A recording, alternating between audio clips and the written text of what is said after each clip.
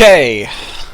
Hello everybody, and this is Chaos with Chaos Esports Productions, bringing you an AASL Star League game. Now, the AASL is the American Amateur Star League. We've got wonderful games for you.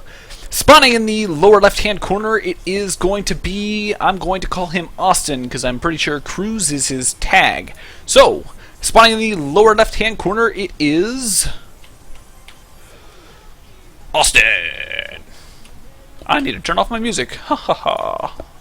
No music. There we go. And spawning up in the upper left-hand corner, it is going to be none other than El Señor Bunnies.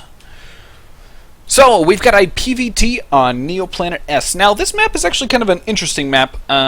For Terran players, it's actually really easy to take.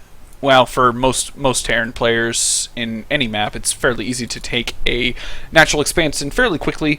But in this map, it's nice and kind of cuddled up in this little circular area that you can actually, if your opponent goes for, like, in this case, it would be oracles, you can easily come in, harass here a little bit, and kind of walk up into the main and do a lot of bit of harassing. Same goes for drops and things of that nature. So overall, this map is very heavy, drop heavy, or I guess favors drops. I'm going to go ahead and get the production tab out and get this thing going. So it looks like we are going to be seeing a typical standard opening from Austin here. We've got a 9 pylon and a 13 gate, followed up by a 15 assimilator and a 15 pylon. So he is looking to kind of play more of a standard build as of right now. We will see if he goes for a second gas. If he goes for a second gas, we will know he is going to be teching to some degree. Back over in Bunny's base, we do see an early gas from him, so it looks like he will definitely be playing either Reaper, a Reaper expand build, or he will be going for early Hellions, or I guess tanks. So definitely be interested to see what he chooses to go for. Back at home, or back at Austin's camp, neck of the woods, we've got a Cybernetics core going down, and yes, it does look like we are going to be seeing a little bit of a Reaper play.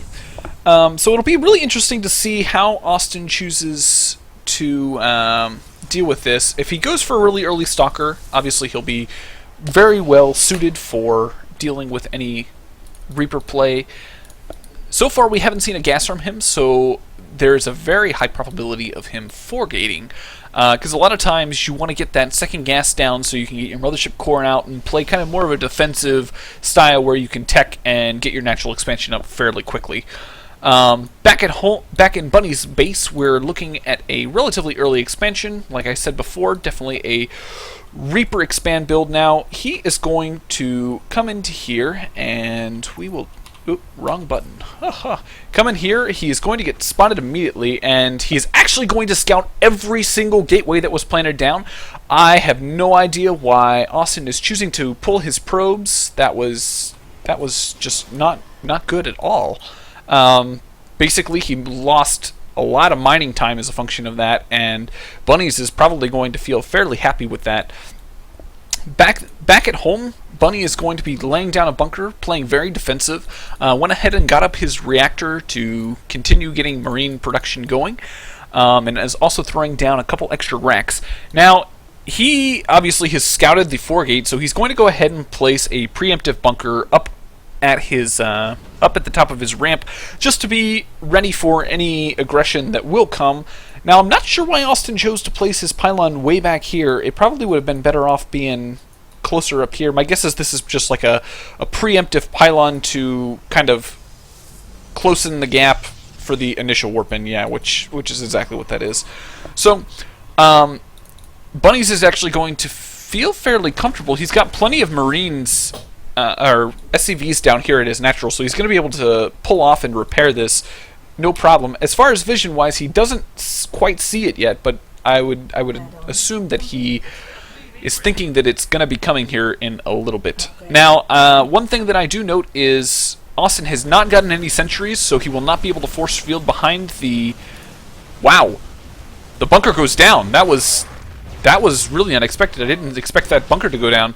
So he's actually abandoned the natural completely, and he is choosing to push up. I'm not sure I agree with this. I think he needs to pull back, take out the natural, and then go home, because at this point he can happily expand at home if he doesn't warp in any more units, which he has. Looks like that's what he's choosing to do. I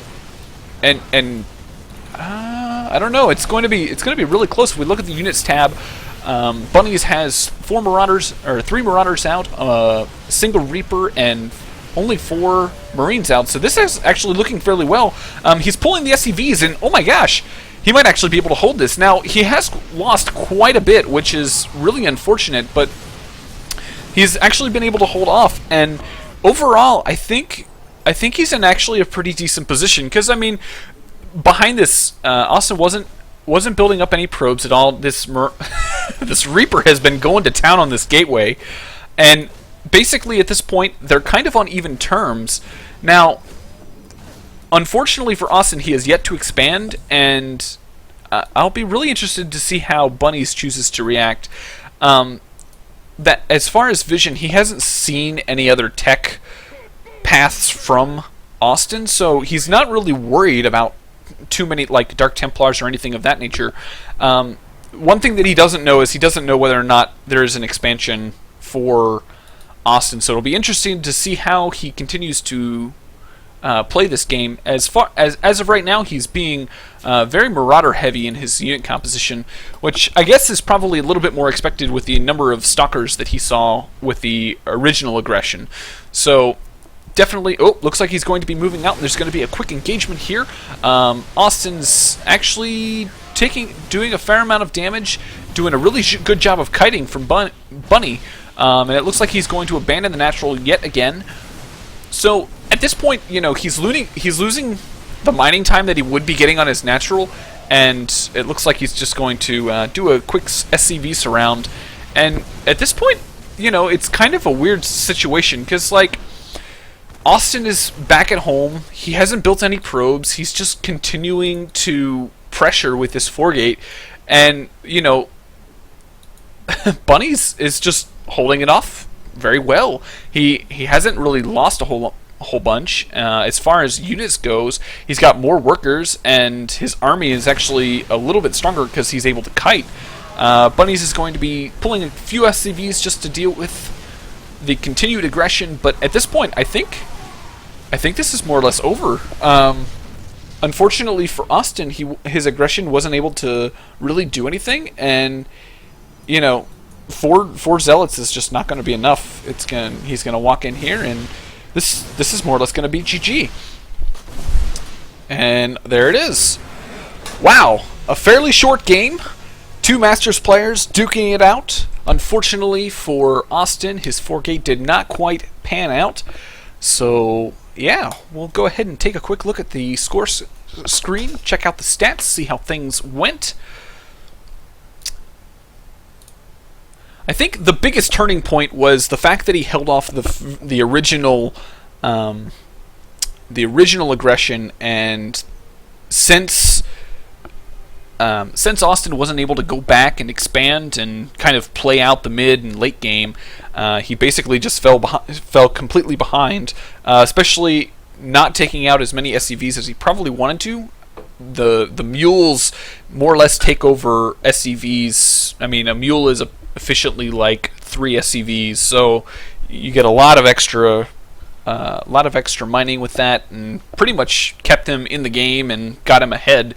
So I hope you guys enjoyed, and I will see you guys in the next round. I'm going to be taking a quick break, getting some more water, and hopefully getting queued up into the next round. So I will see you all then.